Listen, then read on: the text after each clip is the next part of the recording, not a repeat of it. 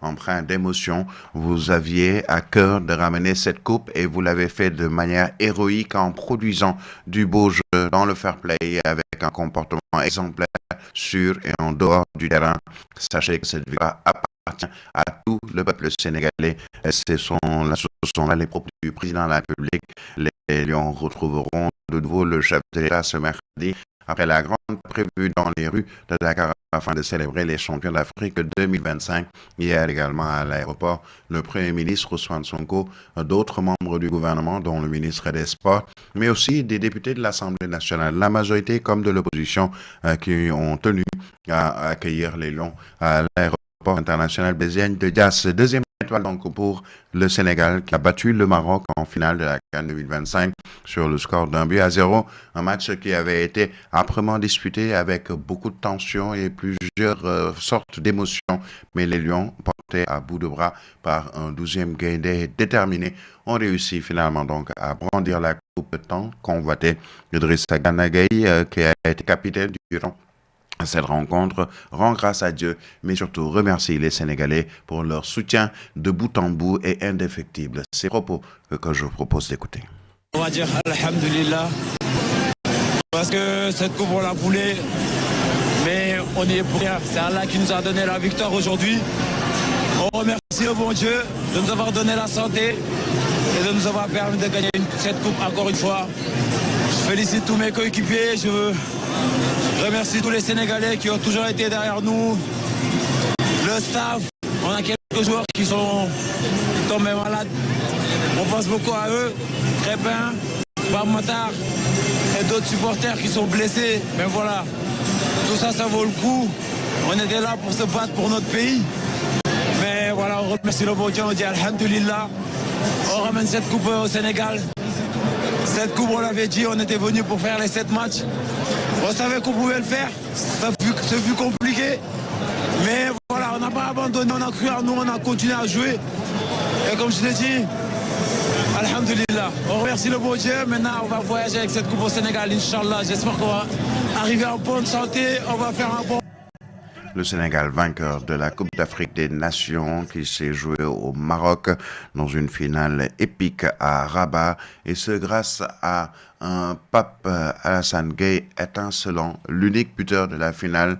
Sénégal-Maroc a même été élu homme du match. Il s'est dit très satisfait de la prestation globale de l'équipe nationale durant toute cette Coupe d'Afrique des Nations. Ses propos ici.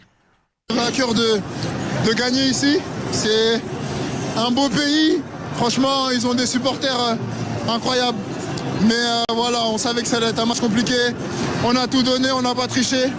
Et aujourd'hui, voilà, le Sénégal est champion d'Afrique. Donc on est... Et puis le Sénégal et les Lions célébrés partout au Sénégal, mais même dans d'autres pays en Afrique et à travers le monde, un deuxième sacre qui vaut son pesant d'or. Dans toutes les régions du Sénégal, les habitants, les populations ont célébré ce dimanche et même ce lundi dans la nuit, une fête des Lions qui se poursuivra également aujourd'hui avec la grande parade populaire annoncée par la Fédération sénégalaise de football. La CEDEAO également a officiellement félicité le Sénégal pour la victoire éclatante des Lions de la Teranga en finale de la CAN au Maroc.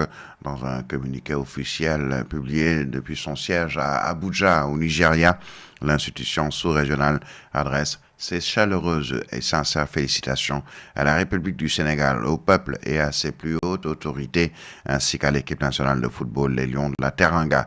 Sacré champion d'Afrique en 2025 devant le Maroc, le Sénégal continue de récolter les fruits de sa remarquable régularité sur la scène footballistique internationale. Dans le dernier classement FIFA publié ce lundi 19 janvier, les Lions grimpent à la 12e place mondiale, signant ainsi le premier classement ou le meilleur classement de leur histoire. Cette progression confirme la montée en puissance d'une sélection sénégalaise désormais installée parmi l'élite du football mondial grâce à des performances solides tant sur le plan africain que lors des compétitions internationales. Le Sénégal s'impose comme une référence portée par un collectif cohérent, une rigueur tactique affirmée et des individualités de haut niveau. La Fédération sénégalaise de football dit être prête à répondre à une éventuelle plainte du Maroc, puisqu'elle est annoncée et même officiellement écrite pour la sortie des Lions, notamment de la pelouse durant cette finale. Ce que la fédération, ou plutôt le Maroc, désapprouve, le penalty sifflé par l'arbitre congolais, selon Abdoulaye Seydou Sow, qui a tenu ses propos hier au micro de nos confrères de l'APS. Nous sommes prêts à répondre à une éventuelle plainte du Maroc, a dit le secrétaire général de la Fédération sénégalaise de football à l'accueil des champions d'Afrique à l'aéroport international Blaise Diagne de Diass. La Fédération royale marocaine de football a annoncé ce lundi dans un communiqué qu'elle envisageait de saisir la Confédération africaine de football, mais aussi la Fédération internationale de football, association FIFA, afin de statuer sur le retrait de l'équipe nationale sénégalaise du terrain lors de la finale. L'instance marocaine estime que cet acte posé par les Sénégalais a eu un impact significatif sur le déroulement normal de la rencontre et sur la performance des joueurs, suggérant que cela a influé sur le penalty raté par son attaquant Brahim Diaz. Ce sont en tout cas là les propos des Marocains. La performance des Lions a été magnifiée, je le disais il y a un instant, un peu partout. C'était le cas dans la capitale du rail, à Thiès. Les Thiessois se sont dit fiers de l'équipe nationale et surtout du leadership incarné par un homme, Sadio Mané, le capitaine Courage, le maire de la ville de Thiès, salue l'engagement et la détermination de toute une équipe, une génération dorée. Dr Babacar Diop, je vous propose de l'écouter. Féliciter notre équipe nationale. Nous félicitons notre équipe nationale. On est très fiers de nos Lions qui ont fait une prouesse remarquable au Maroc. Nous magnifions la grandeur de Sadio Mané. Il a su tenir un comportement digne des grands leaders. Sa décision de ramener ses coéquipiers sur le terrain est d'une grande sagesse. Il a démontré qu'il était plus qu'un capitaine. Nous félicitons le peuple sénégalais, mais surtout, nous félicitons tous les Thiessois. Féliciter le peuple de Thiès. À Saint-Louis également, les populations ont exprimé leur satisfaction, mais leur grande fierté envers les Lions du Sénégal. Elles ont été accompagnées durant cette liesse populaire par le commandement de la zone militaire numéro 2 avec les fanfares. Le colonel Alioune Samassa a exprimé sa fierté aux Lions au nom de toute l'armée sénégalaise. Ses propos ici avec Pape Khalilouba.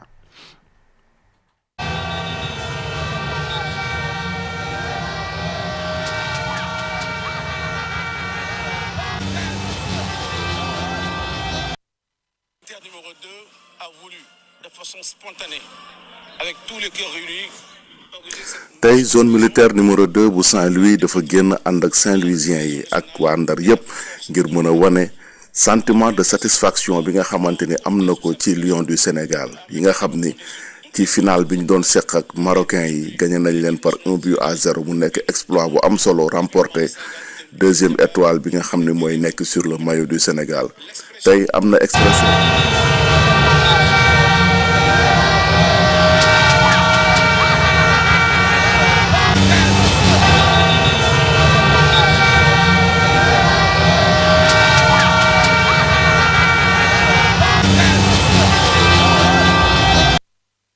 Après cette belle victoire contre le Maroc, les rues saint-louisiennes sont remplies de monde.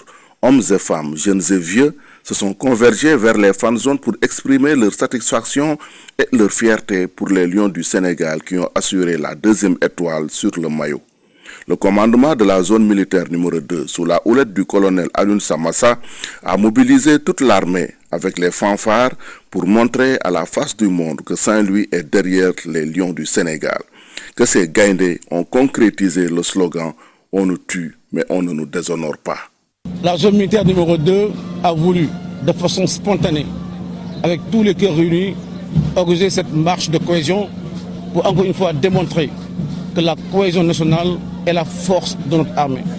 Une armée doit vraiment compter sur sa population. Une armée doit également compter sur toutes les tranches de sa population. Et aujourd'hui, l'équipe nationale du Sénégal vient de nous démontrer que vraiment le Sénégal est un pays de djambars, un pays de guerriers, un pays de combattants. L'expression « on nous tue, on ne nous déshonore pas » n'est pas un vain mot. On nous tue, on ne nous déshonore pas. Hier, on l'a démontré. Avec vraiment détermination, nous avons montré que nous pouvons relever tous les défis. qui se pose au niveau du Sénégal. Et là, vraiment, avec un esprit combatif, avec l'esprit de cohésion nationale, toute la population, avec son équipe, on a pu remporter cette Coupe d'Afrique, qui fait également la fierté de toute l'Afrique, je dis, de tout le continent noir, qui fait également une fierté. Et c'est pourquoi vraiment nous avons organisé cette cohésion pour démontrer encore une fois que l'armée est toujours à côté de sa population et toujours à côté de ses combattants et de ses grands guerriers. C'est également cette marche de cohésion qui démontre également à la population que son armée assure sa sécurité, rassure sa sécurité et son armée a un dispositif convaincant qui permet également de créer toutes les conditions favorables à l'épanouissement de chaque citoyen. Et c'est ça l'armée sénégalaise, une armée de fierté, une armée que tout le monde aimerait vraiment intégrer. Et c'est pourquoi j'appelle vraiment la population à continuer également à faire confiance à son armée qui est prête à défendre donc, le territoire, qui est prêt également à défendre tous les intérêts vitaux du Sénégal. Alors, pour boucler sur cette actualité, sachez que selon l'itinéraire, ou en tout cas le communiqué qui nous est parvenu et quelques informations, les Lions vont parader à partir de 11h, sauf changement.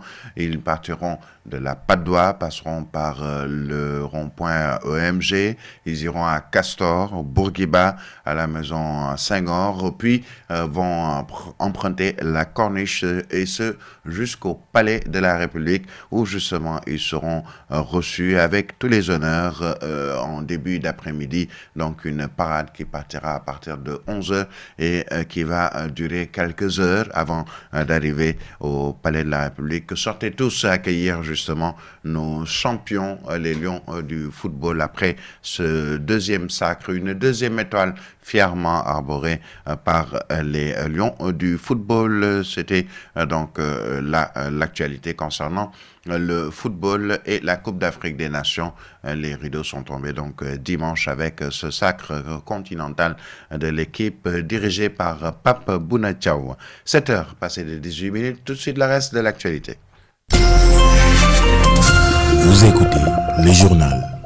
Tout d'abord, avec ce grave accident de la circulation qui s'est produit ce lundi aux environs de 20h sur l'axe Louga-Kébémer, précisément à hauteur du village de Kelgey. Un drame survenu suite à une violente collision entre un taxi et un véhicule de type Wargaindé ou encore 406, causant la mort de 4 personnes et faisant plusieurs blessés graves. Selon les sources concordantes alertées, les sapeurs-pompiers sont rapidement intervenus pour évacuer les victimes vers l'hôpital Amadou Sakhir Mbaye de Louga, où les blessés sont actuellement pris en charge. Une enquête a été ouverte pour déterminer les circonstances exactes de cet accident, nous disent nos confrères de Dakaractu et Sénéweb. Et nous parlons d'un autre sujet, la célébration de la 146e édition de l'appel de Seydina Limamou Laye.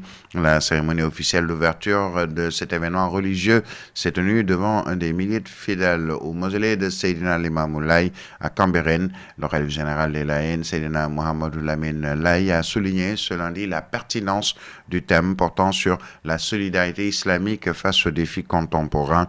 Il appelle à la traduction en actes concrets de ce thème dans une démarche dénuée de tout intérêt personnel. Selon lui, la solidarité constitue une recommandation divine entre musulmans, mais également entre tous les êtres humains. La cérémonie de l'ouverture marque donc le démarrage des activités de la 146e édition de l'appel de Seydina Limamou Laye. Et sachez que dès les premières heures de la matinée hier, les tentes et chapiteaux dressés face à la mer ont été pris d'assaut par les fidèles venus de différents quartiers de Dakar, mais aussi de l'intérieur du Sénégal. Sachez également que ce jour est également consacré à cet appel, puisque durant 2 jours entre Cambérène et Yoff Layène. Autre célébration qui pointe à l'horizon, il s'agit du Magal de Porokhane. Cet événement religieux dédié à Mame Diarra Bousso, mère du fondateur du mouridisme, Cheikh Ahmadou Bamba, est prévu le 29 janvier prochain. La police nationale compte déployer 928 éléments, dont 800 issus du GMI, le groupement mobile d'intervention. La gendarmerie nationale également va déployer quelques 600 éléments du 25 au 31 janvier à Porokhane. La brigade nationale des sapeurs-pompiers sera également de la partie avec quelques 205 éléments. Annonce faite ce lundi par le commissaire divisionnaire Souleymane Ba, le chef du service régional national de la sécurité publique de Kaolack qui a fait l'annonce lors de la réunion d'évaluation des préparatifs de cet événement religieux, une rencontre présidée par le gouverneur de la région, Mohamedou Matar Wade. Nous restons dans le domaine de la religion avec l'archevêque de Dakar, Monseigneur André Gueye, qui invite les fidèles catholiques sénégalais à participer activement à la concrétisation des 3 projets phares de l'Église sénégalaise. Monseigneur Gueye a présidé dimanche dernier l'édition 2026 du pèlerinage diocésain de Dakar à Popenguine. Il a saisi l'occasion pour lancer un appel à contribution pour la réalisation des projets phares de l'Église sénégalaise. Il s'agit notamment de la construction de sanctuaires ou du sanctuaire Saint-Paul de Grand-Yoff, de la réalisation d'un centre pour la famille à Diamniadio et la construction d'un cimetière catholique à Guédiawaye. Le prélat a également exhorté les fidèles à cultiver la paix et la justice dans la cité à travers leurs gestes et leurs paroles. À cette heure passée de 22 minutes, nous allons tout de suite passer directement à la revue des titres des quotidiens qui nous sont parvenus ce mardi 20 janvier de l'an 2026. Africa 7 la revue de presse.